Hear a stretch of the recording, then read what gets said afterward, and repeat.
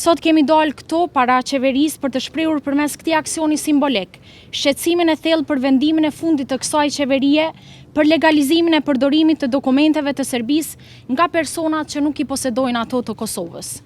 E kemi mbushur këtë thes me disa nga gënjeshtrat e Albin Kurtit, i cili deklarante që i ka qërënjosur strukturat paralele në pjesën veriore të vendit.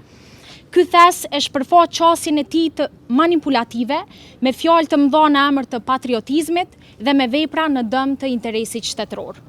Të dashur qytetar, për vite me radhë, Albin Kurti ka ndërtuar një narrativ të rreme. Ky aksion është një mesazh i qartë se e vërteta nuk mund të mbulohet me propaganda, se dështimi nuk mund të fshihet pas fjalëve boshe dhe të pakuptimta.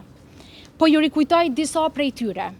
Në prill të vitit 2022, Kurti premtonte se nuk do të kishte asnjë gram tolerancë ndaj strukturave ilegale.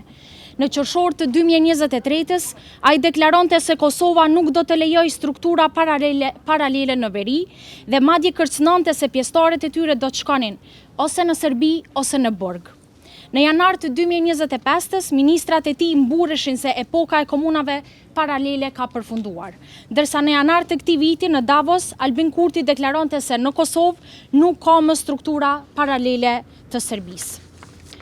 Por para 2 ditësh, më 14 mars 2026, ai bëri të kundërtën duke lejuar përdorimin e letërnjoftimeve të lëshuara nga Serbia.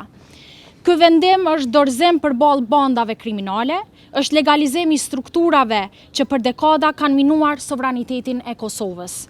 Për më tepër, ky kompromis i dhimbshëm u përshëndet edhe nga Serbia, e cila konsideron këtë si shmangje katastrofe.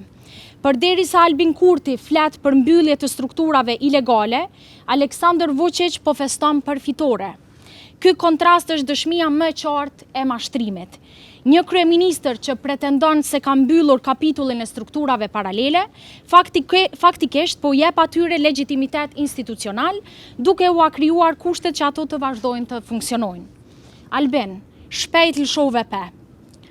Të nderuar qytetar, ne e shohim këtë vendim si një momentum të rrezikshëm për të ardhmen e vendit, sepse kur një kryeministër që ka ndërtuar karrierën mbi retorik të ashpër ndaj Serbisë përfundon duke i dhënë legjitimitet dokumenteve të saj, atëherë kemi të bëjmë vetëm me mashtrim. Ky vendim i Albin Kurtit është tradhti ndaj shtetit dhe qytetarëve. Është paradoksale dhe shqetësuese që një kryeministër, i cili nuk arriti të gjejë konsensus politik për zgjedhjen e presidentit, sot gjejnë gjuhë të përbashkët me strukturat paralele dhe me Serbinë. Prandaj nga këto, ne i bëjmë thirrje qeverisë së Kosovës që t'i ndalë politikat e dyfishta dhe të mos i mashtrojë më qytetarët tonë. Kosova meriton stabilitet, zhvillim dhe seriozitet dhe jo populizëm dhe hipokrizi politike.